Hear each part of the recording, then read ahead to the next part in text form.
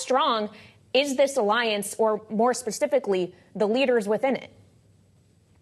Well, so to answer the first part of your question, the alliance remains very strong because there is still that very pending threat that's coming from the Russians. And if anything, they're talking this summit about expanding further and giving a path to Ukraine, what they call an irreversible path to Ukraine to have membership. And so, again, they're on this path of continuing to expand.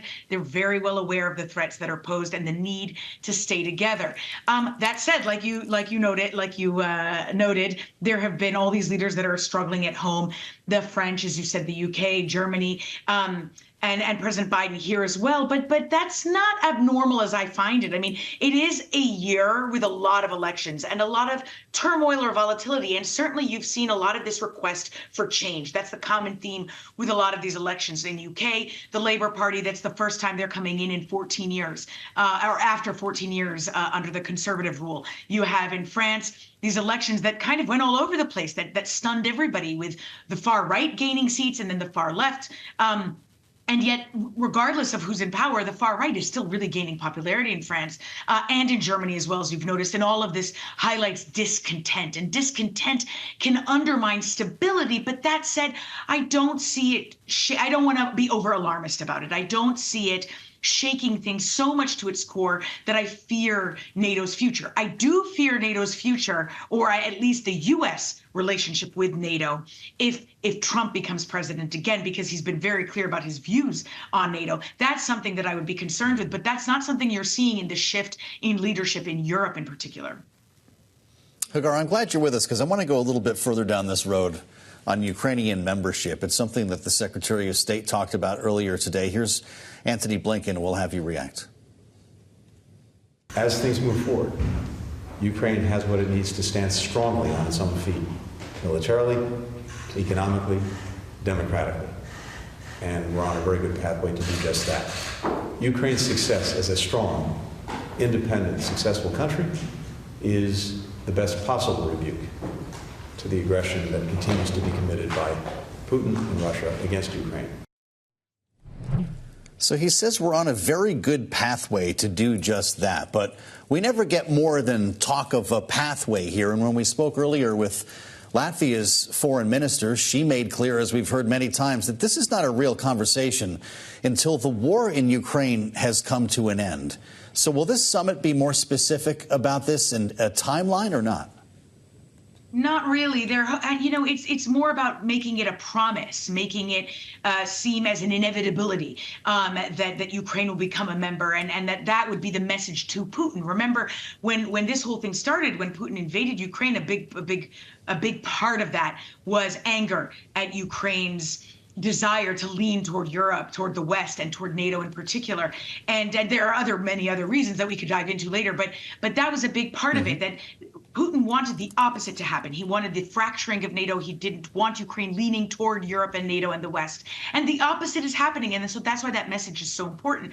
But as the foreign minister of Latvia astutely noted, as you said, until the war ends, it's hard to see how you include a member who's actively at war, because if you do, then automatically that means you're signing up for that war yourself and for the defense of that country, even more so than we are already trying to support. You're talking about much more of an investment there. And that said, Ukraine still has moves to make on democracy and democracy reforms and corruption in particular. And so perhaps they're hoping that both of those items will track at the same time, the end of the war and those reforms.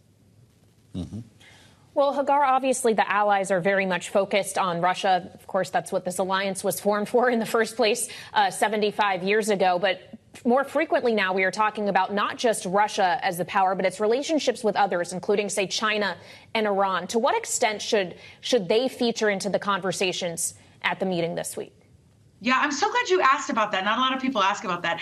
I like to call it the club of baddies, and that Russia is aligning. And so they're amassing this relationship with China, this bromance with Kim Jong-un, this certainly this relationship with Iran, all of which, by the way, are not natural relationships for Russia. If you look at its history, these are not partners of Russia in its past. They are giving lethal weapons to Myanmar's military. Why? Because it's all part of creating and solidifying this club of baddies. And when you have that kind of, this is just in general from a national security perspective from the 60,000-foot level, when you have an axis like that growing and affirming itself, and you could even look at the BRICS a little bit like that. I mean, they're trying at least to undermine the dollar. They're trying to create this counterweight to the West.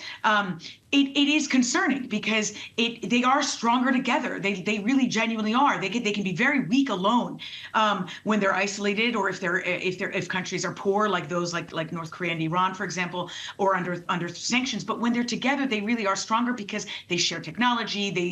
They can buy and sell weapons or share weapons. They can share humanitarian aid. They can try and circumvent sanctions, and so on and so forth. And so that only reinforces the need for NATO at a time like that, when you see that anti-West axis building further. Hagar, we need to ask you about the elephant in the room here. The only reason why a lot of people are going to be watching this speech is because of questions about Joe Biden's health, his age, his mental acuity. And we've been asking a lot of folks around the summit what they're hearing, whether world leaders do trust Joe Biden is up to the job, because they see, frankly, a lot more of him than a lot of lawmakers, for instance, on Capitol Hill. What are you hearing in the private conversations? What are people going to be talking about as they watch this speech? Well, on one hand, yes, listen, and of course, this has become the center of talking point. And I smile a little bit because sometimes I feel it's as though, folks haven't had eyes and ears for the last 2 years. I mean, to me, it wasn't, I know that President Biden had a bad night at the debate, but to me, his performance wasn't terribly shocking. It was just right there in our faces, is I think what it is. And so when I've seen in particular, a lot of pundits and columnists, and now you have 7 Democratic officials calling for him to step aside in the election, and I keep thinking to myself, where have you been the last year or so? And I believe from what I've seen from European press, and from European colleagues, is that they have a similar view to that. They kind of think to themselves, well, on one hand, it's because many of them hope that he stays. The European allies, they missed that relationship that when Trump was in office. Trump doesn't have that same emphasis on alliances, or he doesn't value our alliances, in particular with Europe, as much. And they know that Biden does. So they have this hope that Biden wins anyway. And they're stressed about it, but they're not so. The stress that I see hasn't come so much from about age. It's that they see a growing base in the United States that's far to the right, that genuinely likes Trump, and that's what they're mostly concerned with.